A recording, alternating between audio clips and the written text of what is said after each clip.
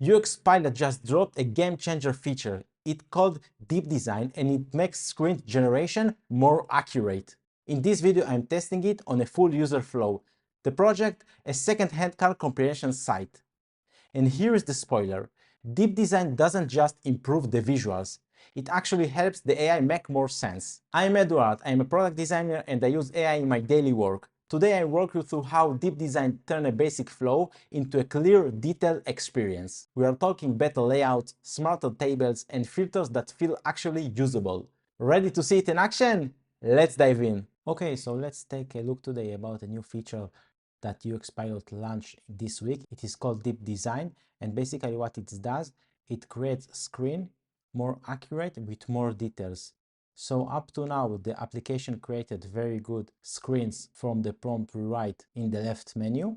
But now with this function, we will be able to create better screens and more accurate screens for our design. So in this case, I will show how I designed the flow for a car website that help users to compare between different cars. To show how it works and the difference between the old model and the deep design model, I will show how I designed a simple flow for second-hand car website that help users to compare between different cars they see on the list.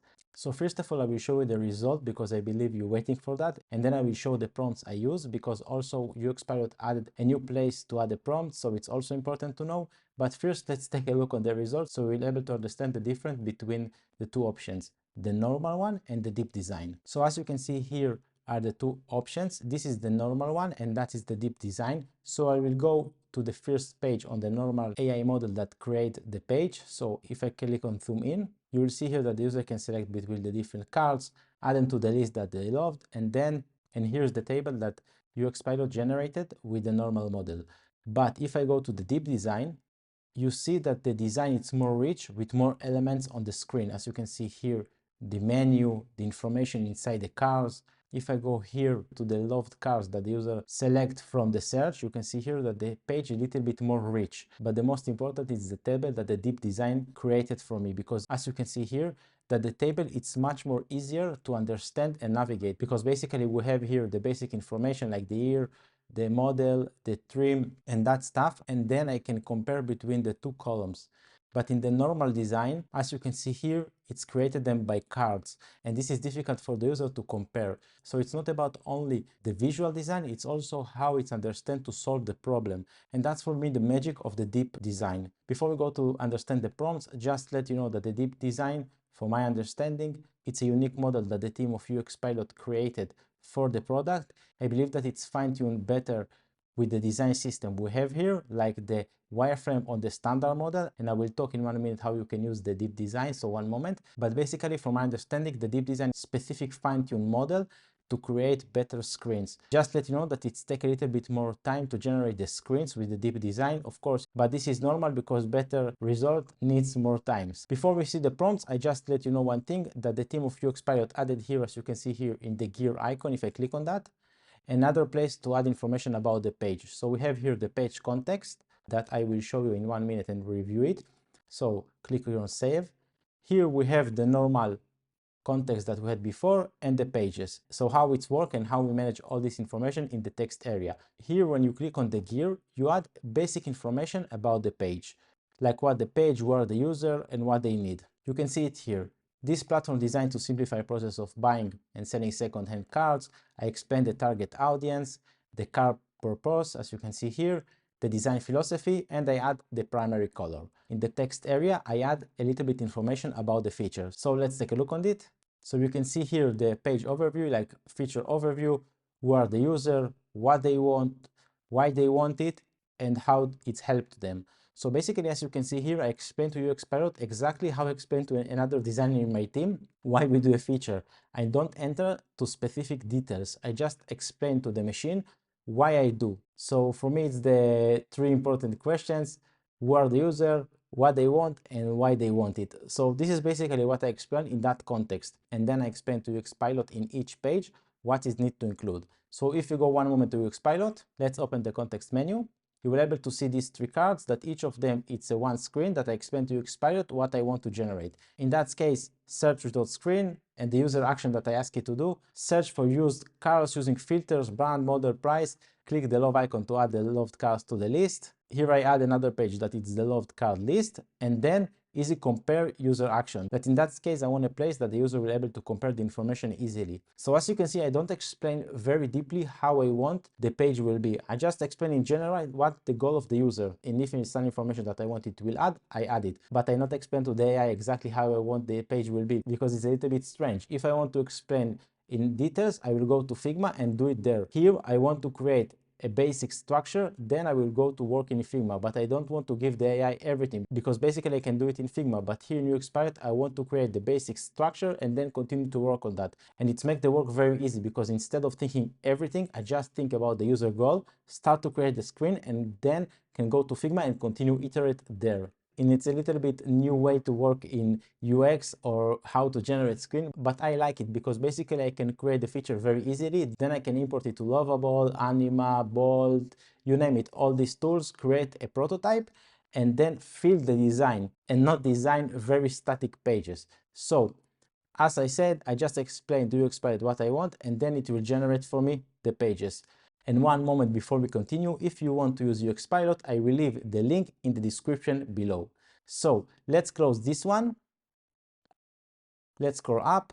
Okay, one thing to know, that you can use the deep research only if you use wireframes or if you use high fidelity design, but you select the standard model. Because if I select here, for example, the Flubyte, and I scroll down, you will see that the feature is disabled. But if I will select here the standard model, it's enabled, and if I select the wireframe, it's also enabled. Another thing that is important to know, that the price of using it, it's double. You can see that when the deep design is on and I generate 3 screens, it will cost me 36 credits. But if I turn it off, it will cost 18 credits. So it's always double credit, but the results are better, so I think it's worth it. But as I always said, if you want to use it, generate screen by screen. Here for the demo, I created 3 in one click, but if you work in UXPilot or any other AI tool, I really recommended you to work slowly and not make click after click and spend a lot of credits. Make one by one, understand what you do. Once you understand what you are doing,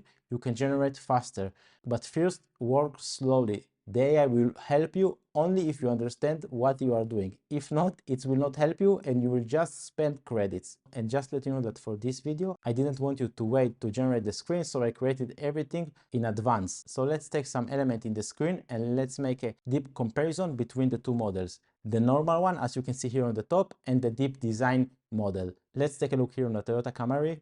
Here that we have the price, the miles, the gear that is automatic. We have here where the user sell it. And let's take a look on the card that the deep design generates for us. You can see it here that from my point of view, it's much more appealing. And we also have some more information like who is the seller, the color. We have some tags here, a little bit information.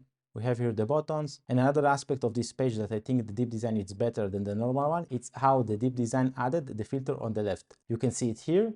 And if you go to the normal one, you can see here that the filter on the top, and it's a little bit difficult. You can see that there are less filters here. And for my personal opinion, I prefer the left menu, because basically from my point of view, for this case, it's better to use the left menu for filtering. It's more easier. The next page is the page that cars I loved. Okay, so as you can see here, this page is very simple, only the cards I loved without nothing more. But if I go below, you will see that here I also have a filter to filter the card I loved. So I don't know if it's necessary in that case, to be honest, because I don't know how many cars user will save. But okay, it's another level of filtering that this page has. But for me, the most important thing is the comparison of the cars, and that's for me the deep design did much better work than the normal AI model. As you can see here, and I show it when we started this video, here the normal model did the comparison card by card, but the deep design did something much more easier for the user to understand the difference between the cars. Let's go down one moment. As you can see here, it's organized everything in a table, so it's much more easier for the user to compare between the information. Another thing that you can see here, that it's in smart way, it's add a benefits for one card above the other. So I make a zoom in one moment. You can see here when the year is 2017 and here 2019, it's marked this one as a better choice because this car is newer.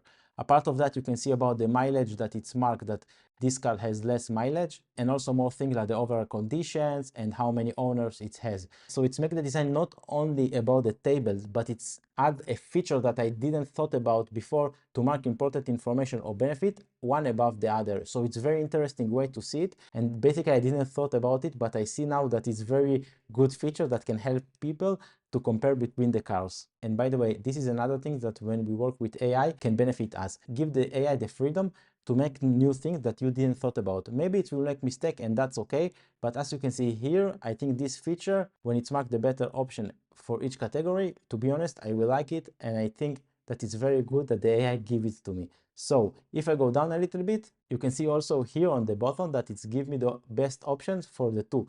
Here it's marked the Toyota Camry, that it's better. You can see here it's marked the car, then the Ford Escape. So interesting way to see that it's not organized information, but also take the initiative. I don't know how to say it because AI take initiative, it's a little bit strange, but it's add another layer more that I didn't ask it to add. So this is very interesting one.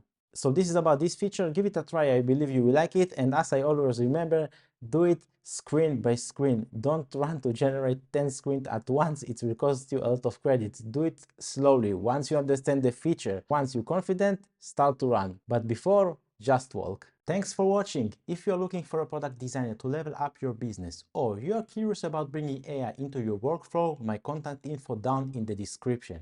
Feel free to reach out anytime. And if you got value from this video, don't forget to like, subscribe, and drop a comment. I love to hear your thought or any question you have got. See you in the next one. Take care.